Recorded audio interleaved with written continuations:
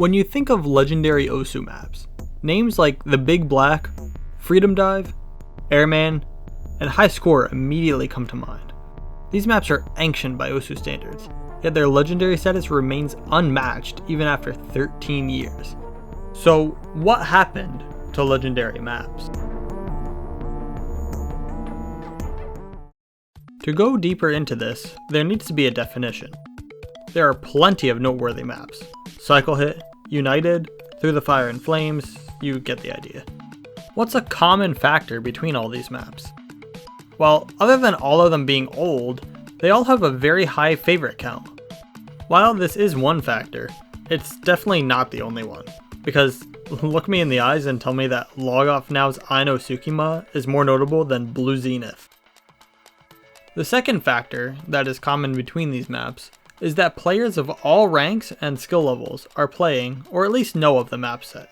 While someone who's brand new isn't playing something like Everything Will Freeze, they'll eventually be forced to if they play in enough multiplayer lobbies. Or even if not, they see the map from a top player and download it just to try it out of curiosity. And the final factor? These maps break the meta.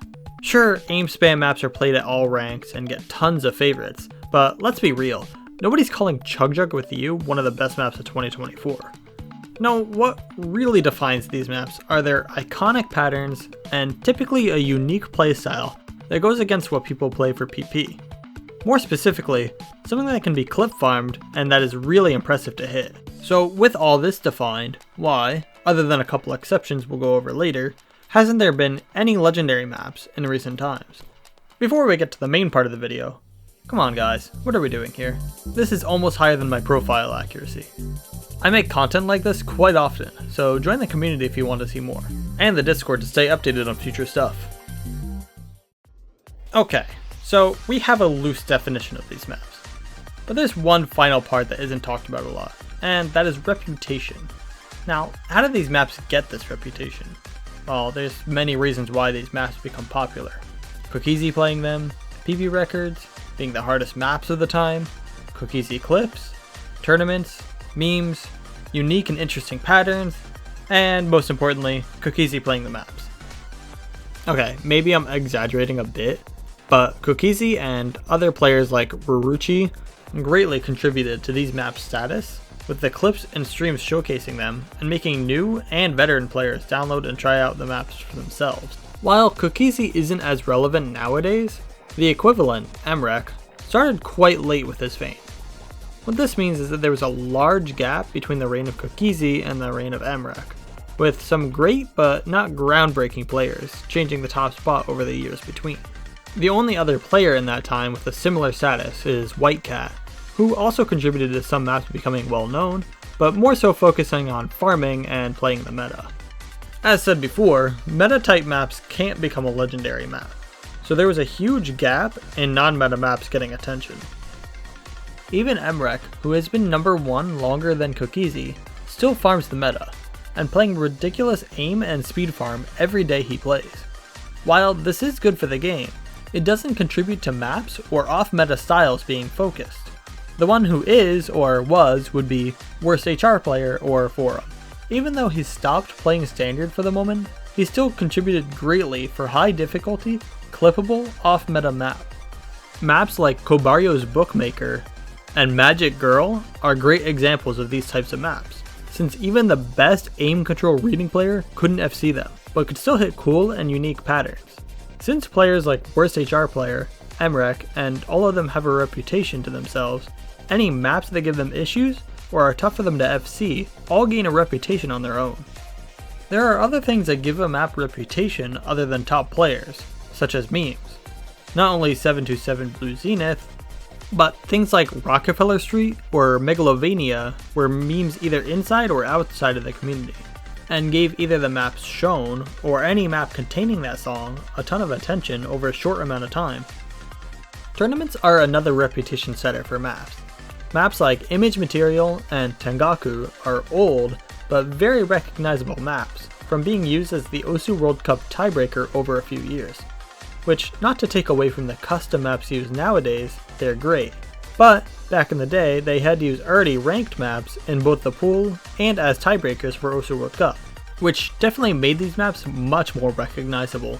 Custom mapping has broken this trend, and while it can be better for more fitting slots, the consequence is that the current maps don't get a boost in attention and recognition from it. While these custom maps are widely used in tournaments both in Osu World Cup and after, many times they're never ranked or don't get leaderboards until much later after the World Cup is finished, which gets rid of this huge boost of attention to start. The last thing that can boost a map's reputation is controversy. Many times maps have gained attention and playing from controversies. One of my favorites is Rubik's Cube, more specifically Lego Man's Rubik's Cube. Jesus, there's so many map sets to this song. Lego Man's map set though was very controversial for the time, as the patterns were seen as too difficult to be ranked. Along with the streams being all over the place, or it looking like someone's first map, many people thought that the map shouldn't be ranked. While not everyone believed that at the time, it did stir up a lot of attention around the map. Though, looking back at it now, how did people think this map was too hard to be ranked? They would hate to see the average 2025 hard ranked map.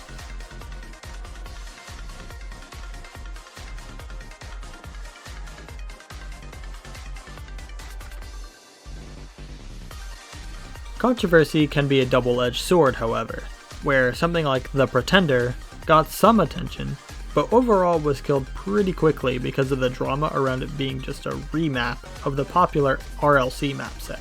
So, if we've had over a decade of new maps, why hasn't a single one truly rivaled something like Freedom Dive? Well, with so many maps now, it's a lot more difficult for one map to be unique like the maps back in the day were. There will never be a new Big Black that will compare to the old one, because of the time that it was made. For that time, difficult maps were few and far between, and adding AR-10 onto it, you're insane, nobody can play that approach rate. Take any new high star map from today. While it may be incredibly hard, how many people actually remember it a year later? Back then, every new insane map left an impact. If you want to see for yourself how scarce the hard maps were, you can type in stars greater than 6 and ranked equals 2014 or any year before that, and it'll show you that it was a struggle to get anything mapped at the really high level back then. Meanwhile, on the complete opposite end, everyone is mapping crazy fast sliders, funny unhittable patterns, and incredibly high star rating maps for the recognition, making it tough for just one or two maps to break through and become well known and loved by everyone. Without jumpstarts from things like tournament mapping and top player clips, nothing makes any of these maps stand out from the hundreds of others that are mapped even slightly similarly. But that's not the only reason, as many people watch MREC clips or forum clips, sometimes even more than during the Cookiezi era. So what's the difference there? Another big factor is the skill gap between new players and today's top players. Back years ago, someone could see a Big Black clip, download the map, and play it and do horribly. But over time with training and a year of playing other maps, they can come back and, oh wow, now they get a C rank. Improvement was much quicker and noticeable on these maps. The issue with maps now? Well, a new player can download it, play it, train for 3 years, and still barely see improvement. This skill disparity makes it harder for maps to cover all ranks without some really well mapped lower difficulties, or some other reason like the map being played with double time by the top players. Another reason is the lack of non-meta play. There's an abundance of maps for off-meta, but it's not commonly played, clipped, or shown off to people. Players like getting their rank up, and a lot of people find gaining ranks to be the most fun aspect of the game, especially when starting out, and it's definitely the most addicting part of the game.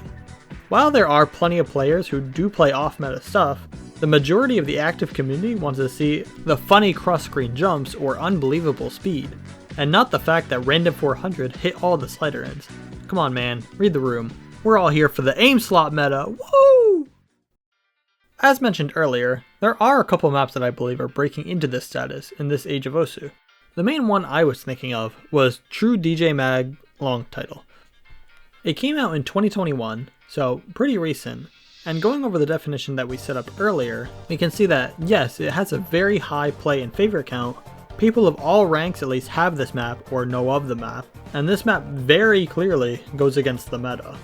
Adding on to that, Having only one FC after 4 years of so many attempts, and not even MREC FCing it, both add to its status. The only thing separating this from the classics would be time. But that's it. This is a recent map that has broken into legendary status. So does that mean this video was all clickbait? Well, not exactly, since this map is the only one I would consider between 2017 and today that breaks into this category. Some other maps are close, like Non-Breath Oblige, which would be the next closest. Though it has 3 FCs already and was made a year sooner, it has a very long-living section that makes this map very unique. Another map like Heat Abnormal has a status as one of the most unique ranked maps of recent time, AR0 and almost 7 stars. However, the play count and favorite count are quite low, and I don't think too many lower ranked players are interested in playing this map. All other maps are missing one or more definitive properties of all the legendary maps, or don't exactly have the same longevity of the older maps. Take, for example, this map, better known as Gara Gara, which was a meme for a while.